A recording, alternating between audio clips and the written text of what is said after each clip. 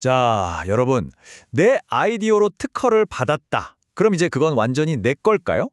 오늘은요, 특허권이라는 게 마치 하나의 생명체처럼 태어나고 자라고 또 주인이 바뀌기도 하는 아주 흥미로운 생애 주기가 있다는 걸 보여드릴게요. 이걸 알면 한국 특허 소유권의 핵심을 제대로 파악할 수 있습니다. 바로 이 질문으로 시작해 볼게요. 특허를 받으면 내 발명으로 뭐든 할 수 있을까? 아마 대부분은 당연한 거 아니야? 라고 생각하실 거예요. 그쵸? 근데 정답은 놀랍게도 아니오에 훨씬 가깝습니다. 왜냐하면 특허권이란 게 우리가 생각하는 것보다 훨씬 더 섬세하고 복잡한 규칙들 속에서 움직이거든요. 오늘 그 규칙들을 하나씩 파헤쳐 볼 겁니다. 오늘은 이런 순서로 진행해 볼게요. 첫째, 특허의 경계, 즉 내 영역을 정의하는 법. 둘째, 다른 사람의 권리와 공존하는 법. 셋째, 이 특허라는 자산을 관리하는 법. 그리고 넷째, 혹시나 주인이 잘못됐다면 이걸 어떻게 바로잡는지. 마지막으로 이 모든 걸 합쳐서 큰 그림을 그려볼 겁니다. 말 그대로 특허의 전체 생애 주기를 따라가는 여정이죠. 자, 첫 번째 단계입니다. 특허의 경계, 즉 내 영역을 정의하는 것. 특허권이 막 태어났을 때 가장 먼저 해야 할 일이죠. 내 특허의 영토가 정확히 어디까지인지 그 지도를 그리는 작업부터 시작해보죠.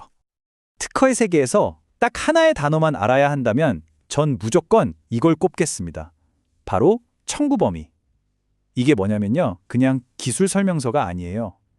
이건 내 발명이라는 땅의 경계를 정하는 법적인 지적도, 바로 그겁니다. 이 지적도를 얼마나 잘 그리느냐에 따라서 내 재산의 크기가 완전히 달라지는 거죠. 자, 이 지적도 비율을 조금만 더 파고들어 볼게요. 청구 범위는 정말 말 그대로 땅 살 때 받는 그 지적도랑 똑같다고 보시면 돼요.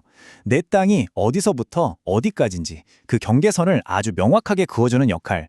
그러니까 이 선 밖에 있는 건 내 땅이 아닌 것처럼, 청구 범위에 쓰여 있지 않은 건 내 특허권이 미치지 않는 영역이 되는 겁니다. 아주 중요하죠? 그래서 핵심이 바로 이거예요. 특허법 제97조가 아주 단호하게 못을 박아놨어요. 특허의 보호 범위는 오직 청구 범위에 적힌 내용에 따라 정해진다. 끝. 협상의 여지가 없어요. 나중에 법정에 가서 판사님, 제 원래 의도는 그게 아니었는데요? 해봤자 아무 소용이 없다는 거죠.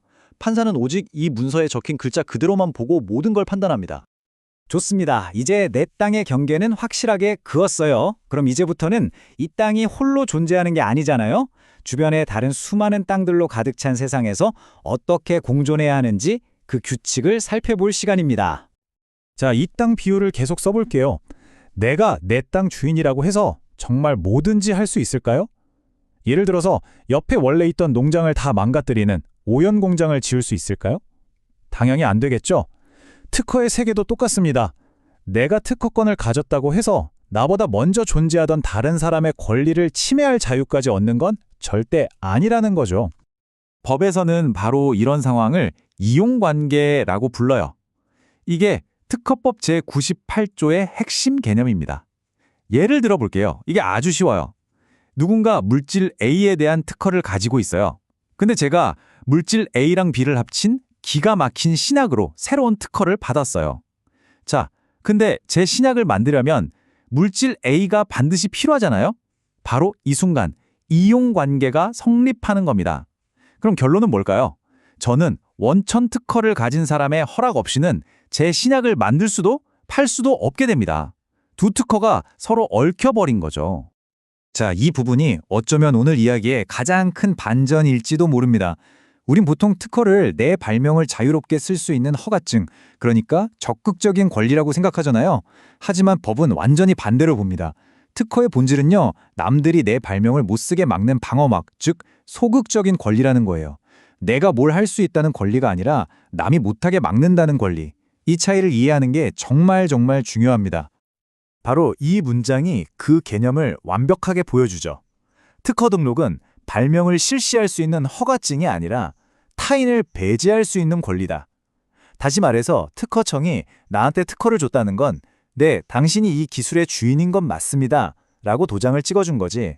자, 이제 이 기술로 마음껏 사업하세요. 라고 허가증을 내준 게 아니라는 겁니다. 그래서 이게 사업을 하시거나 발명을 하시는 분들께는 정말 피가 되고 살이 되는 조언인 거예요. 내 특허가 나왔다고 해서 와 하고 바로 제품 생산에 들어가면 정말 큰일 날 수 있습니다. 그 전에 반드시 내 제품이 혹시 다른 사람의 특허라는 땅을 아주 살짝이라도 밟고 있지는 않은지 확인해야만 해요. 이 단계를 건너뛰는 순간 여러분은 어마어마한 소송의 한복판에 서게 될 수도 있습니다. 특허는 그냥 종이 한 장이 아니라 그 자체로 아주 강력한 자산이죠. 그렇다면 이 소중한 자산을 혼자가 아니라 여러 명이 함께, 즉 공동 소유하게 되면 어떤 규칙이 적용될까요? 이제 그 관리의 세계로 들어가 보겠습니다. 이거 생각보다 정말 흔한 경우예요. 친구랑 같이 사업을 시작했거나 아니면 연구실 동료들이랑 같이 발명을 했을 때 이렇게 여러 명이 특허를 공동으로 소유하게 되면 과연 이 특허를 누구 마음대로 어떻게 쓸 수 있을까요? 특허법 제99조에 그 규칙이 아주 명확하게 나와 있습니다. 자, 잘 들어보세요. 첫째, 내 지분을 다른 사람한테 팔거나 다른 회사에 기술을 빌려주는 라이센스 계약 같은 거 있죠? 이건 다른 공동 소유자 전원의 동의가 반드시 필요합니다. 왜냐하면 다른 사람 재산에도 영향을 주니까요. 하지만 둘째, 내가 직접 그 발명을 사용하는 건 동의 없이 자유롭게 할 수 있어요. 이건 또 각자의 권리를 보장해 주는 거죠. 이것도 집을 같이 샀다고 생각하면 아주 쉬워요. 친구랑 같이 돈 모아서 집을 샀는데 제가 친구 허락도 없이 집을 팔아버리거나 다른 사람한테 세를 줄 순 없잖아요. 똑같습니다. 이 규칙은 결국 모든 공동소유자의 이익을 지켜주기 위해 있는 거예요. 그래서 여기서 얻을 수 있는 가장 실용적인 교훈이 뭐냐면요. 만약 팀으로 뭔가를 발명했다면 제발 특허 내기 전에 공동소유 계약서부터 쓰세요. 나중에 돈은 어떻게 나눌 건지, 라이센스는 누가 결정할 건지 이런 민감한 문제들을 미리 정해두지 않으면요. 나중에 그 성공의 달콤한 열매가 아주 끔찍한 분쟁의 씨앗으로 변하는 걸 보게 될 겁니다. 자, 그런데 만약에 이 모든 과정에서 가장 근본적인 문제가 있었다면 어떨까요? 애초에 이 특허라는 재산이 엉뚱한 사람 이름으로 등록된 거예요. 이제 그 잘못된 기록을 바로잡는 방법을 알아보겠습니다. 생각만 해도 끔찍하죠. 내 아이디어를 도둑맞았거나 회사가 내 발명을 정당한 보상도 없이 자기들 이름으로 등록해버렸을 때 정말 억울하잖아요. 바로 그 억울함을 풀어주기 위해 만들어진 최후의 보루, 그게 바로 특허법 제99조의 2, 이전 청구권이라는 제도입니다. 진정한 발명가를 위한 아주 중요한 법적 안전망이죠. 이 제도의 과정이 아주 똑똑하고 효율적이에요. 보통 생각하는 것처럼 그 특허 자체를 무효로 만들기 위해 복잡하게 싸우는 게 아니고요. 그게 아니라 일단 등록된 특허는 그대로 놔둬요. 그리고 법원의 판결을 통해서 마치 택배 보내듯이 그 특허의 소유권만 진짜 주인에게로 쓱 이전시키는 겁니다. 훨씬 빠르고 강력한 해결책이죠. 우리가 계속 써왔던 땅 비율을 마지막으로 한 번만 더 써볼게요. 누가 사기를 쳐서 내 땅 문서를 자기 이름으로 바꿔놨어요. 그렇다고 그 땅이 영원히 그 사람께 되나요? 아니죠. 법원에 가서 이거 내 땅입니다 라고 하면 다시 내 이름으로 되찾아올 수 있잖아요. 똑같습니다. 법은 이렇게 소유권의 근본적인 오류를 바로잡을 수 있는 장치를 마련해 둔 거죠. 자, 지금까지 특허의 탄생부터 한계, 관리, 그리고 잘못된 걸 바로잡는 과정까지 4단계를 쭉 살펴봤습니다.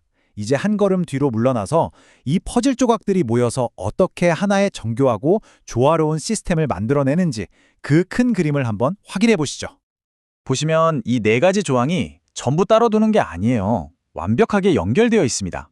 마치 집을 짓는 것과 같아요. 제97조로 내 땅의 경계를 확실히 정하고 제98조로 이웃집과의 규칙을 세우죠. 그리고 제99조로 이 집을 어떻게 관리하고 공유할지 정하고 마지막으로 제99조의 2는 혹시나 등기가 잘못됐을 때를 대비한 든든한 보험 같은 역할을 하는 겁니다. 완벽하게 짜인 하나의 시스템이죠. 오늘 저와 함께 특허권의 전체 생애주기를 한번 돌아봤습니다. 마지막으로 여러분께 이 질문을 한번 드리고 싶어요. 지금 여러분이 가진 그 소중한 아이디어, 그 권리의 경계는 어디까지인지, 그리고 그 권리의 한계는 무엇인지 정말 명확하게 알고 계신가요? 내 재산의 크기뿐만 아니라 그 사용 설명서까지 완벽하게 아는 것, 바로 거기서부터 진정한 권리자의 첫걸음이 시작됩니다.